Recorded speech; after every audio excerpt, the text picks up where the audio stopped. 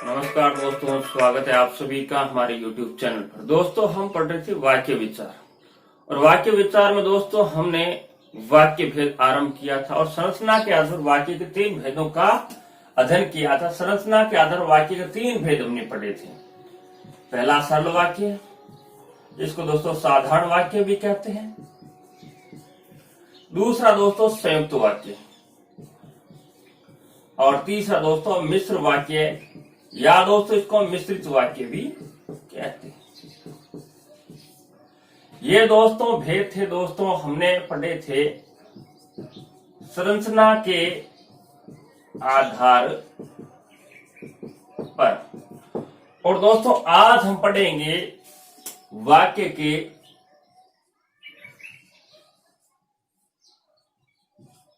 भेद में अर्थ के आधार पर। दोस्तों अर्थ के आधार पर वाक्य भेद का आज हम अध्ययन करेंगे। दोस्तों जब हम किसी वाक्य का प्रयोग करते हैं तब उस वाक्य के द्वारा हम कोई न कोई बात अवश्य करते हैं। अर्थात हम ये कह सकते हैं कि अर्थ के आधार पर जब वाक्यों का अध्ययन करेंगे तो इसके 8 प्रकार आएंगे। कितने दोस्तों? अर्थ के आधार पर इसके 8 प्रकार होते हैं।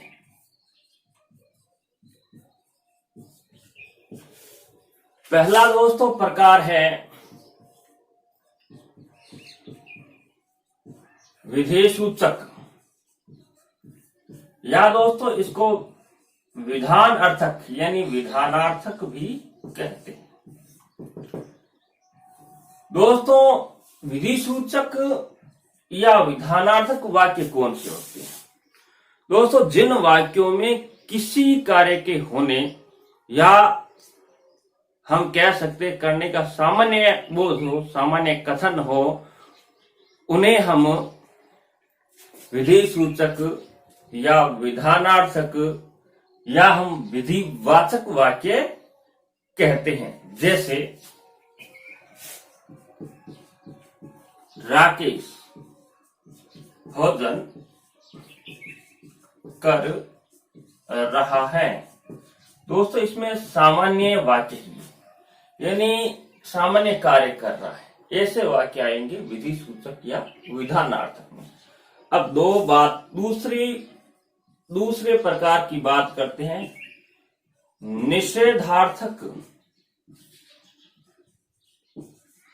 निषेधार्थक यानी निषेध सूचक, यानी जिनमें किसी भी कार्य का न होने का बोध हो।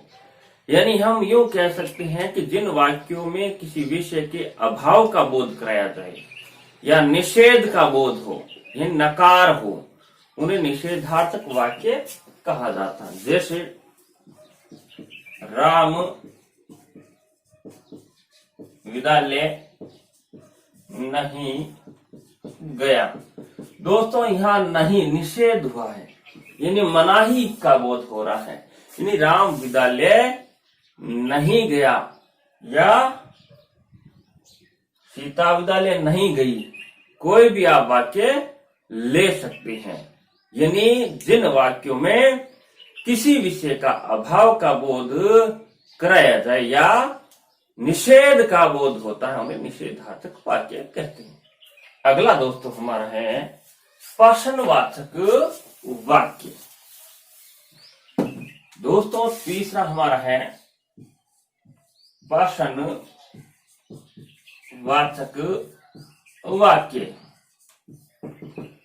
दोस्तों प्रश्नवाचक वाक्य यानी वे वाक्य जिसमें कोई प्रश्न किया जाए। जैसे आप कहाँ रहते हैं, और यहाँ प्रश्नवाचक चिन्ह आ जाएगा। आप कहाँ रहते हैं, यहाँ प्रश्न किया जा रहा है। जिन वाक्यों में प्रश्न किया जाए वहां प्रश्नवाचक वाक्य होगा। अब दोस्तों चौथा पढ़ते हैं आज्ञार्थक या आज्ञा सूचक। दोस्तों जिन वाक्यों में हम यूं कह सकते हैं कि कोई आज्ञा हो, कोई आदेश हो, कोई प्रार्थना हो, कोई उपदेश हो, इन भावों का बोध हो, वहां आज्ञार्थक या आज्ञा सूचक वाक्य होगा। जैसे दोस्तों आप घर जा सकते हैं, आप घर जा सकते हैं। दोस्तों आप घर जा सकते हैं, यहां दोस्तों आज्ञा दी जा रही। क्या दी जा रही है दोस्तों?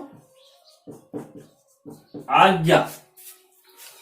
जैसे दोस्तों राम जल्दी जल्दी कार्य को पूरा करो, राम जल्दी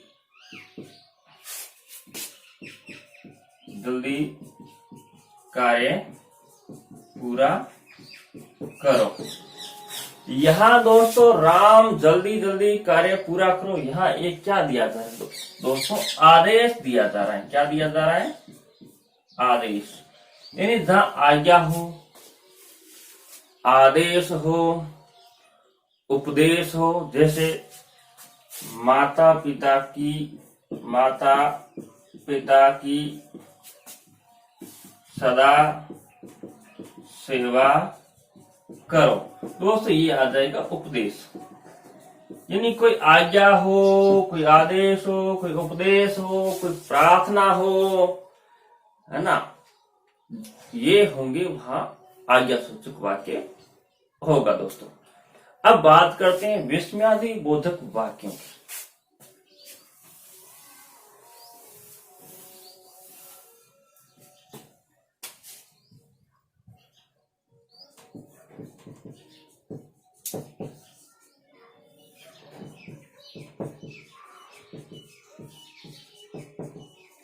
दोस्तों विस्मयादि बोधक वाक्य, दोस्तों जिन वाक्यों में विस्मय का बोध हो, विस्मय में दोस्तों शोक भी होता है, खुशी भी होती है, घृणा भी होती है, हास भी होता है। यानी जिस वाक्यों में शोक, खुशी, दुख, सुख, घृणा, हर्ष इनका बोध हो, इस प्रकार के भाव व्यक्त हो, वहां विस्मयादि बोधक वाक्य होता है। जैसे वाह कितना सुंदर दृश्य है।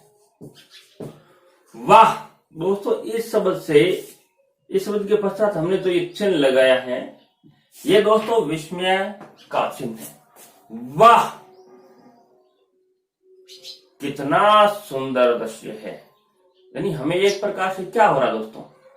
खुशी हो रही है, हर्ष हो रहा है, तो ये हर्ष सूचक वाक्य है।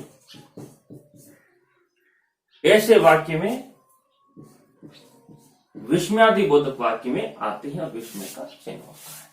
जैसे अरे आप आए, अरे आप आए। दोस्तों यहां विस्मय का बोध हो रहा है, अचानक आ गए ना, ये विस्मय का बोध कराने वाले वाक्य है। जैसे छी छी कितनी गंदगी है ना, छी छी कितनी गंदगी है। दोस्तों यहां हमें घृणा का भाव व्यक्त हो रहा है। किसका? घृणा का भाव व्यक्त हो रहा है। तो जहां दोस्तों हर्ष हो, विस्मय हो, घृणा हो, इस प्रकार के भाव व्यक्त हो, वहां दोस्तों विस्मय बोधक वाक्य होते हैं। चलते हैं अगले वाक्य की तरफ। अगला है दोस्तों हमारा इच्छावाचक।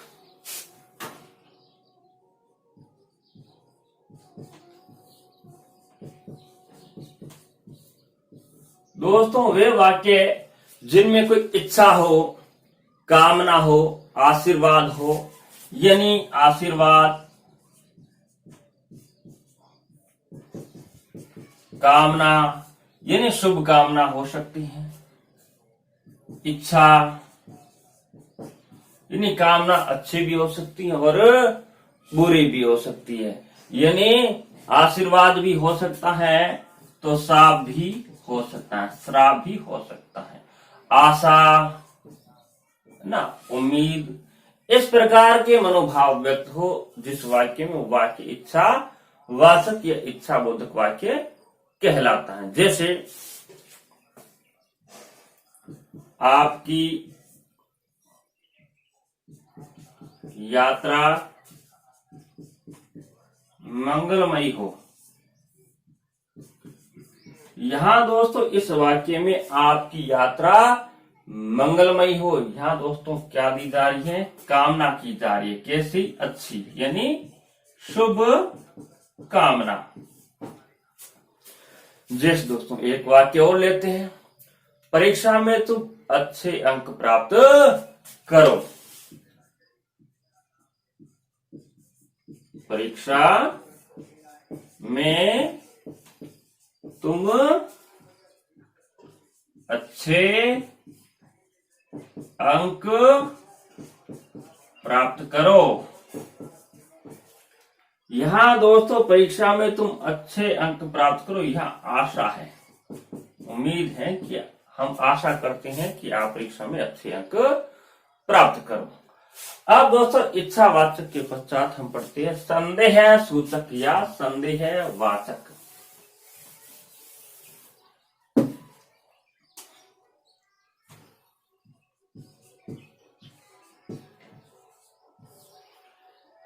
संदेहवाचक दोस्तों, संदेहवाचक वे वाक्य होते हैं जिसमें किसी कार्य का पूरा होने का संदेह हो, इन कार्य पूरा हुआ है या नहीं हुआ है, संदेह का भाव हो उसमें। जैसे शायद रात को मूसलाधार बारिश हो, यानी कार्य होगा या नहीं होगा, संभावना व्यक्त की जा रही। यानी हम कह सकते हैं संदेह में संभावना या संदेह युक्त भाव वाले वाक्य आते हैं। जैसे शायद रात को बारिश हो, शायद। इन वाक्यों में दोस्तों शायद जुड़ा होता है, शायद, शायद रात को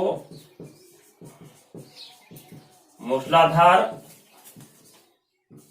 वर्षा हो।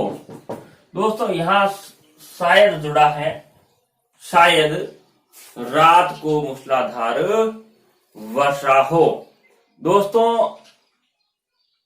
यहां क्या है कि बारिश होने का कंफर्मेशन नहीं है, बारिश हो भी सकती है, नहीं भी हो सकती है, संदेह, संभावना है।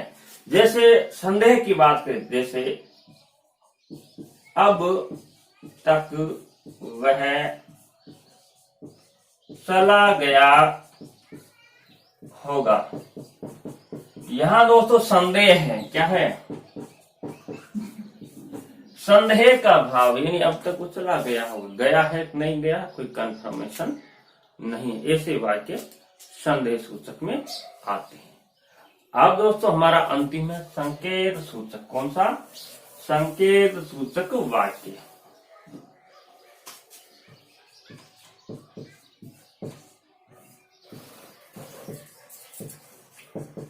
दोस्तों संकेत का मतलब होता है एक तरफ से इशारा, यानी जब किसी वाक्य में एक क्रिया का होना दूसरी क्रिया पर निर्भर रहता है। यानी हम यूं कह सकते एक कार्य का संकेत दूसरे कार्य से मिले, यानी एक कार्य होने के लिए कोई न कोई शर्त होगी। जैसे यदि वर्षा अच्छी हो तो फसल अच्छी होगी, यदि वर्षा अच्छी हो तो फसल अच्छी होगी। दोस्तों यहाँ फसल अच्छी होना तभी संभव है जब ये शर्त पूरी हो, यानी अगर वर्षा होगी तो ही फसल अच्छी होगी।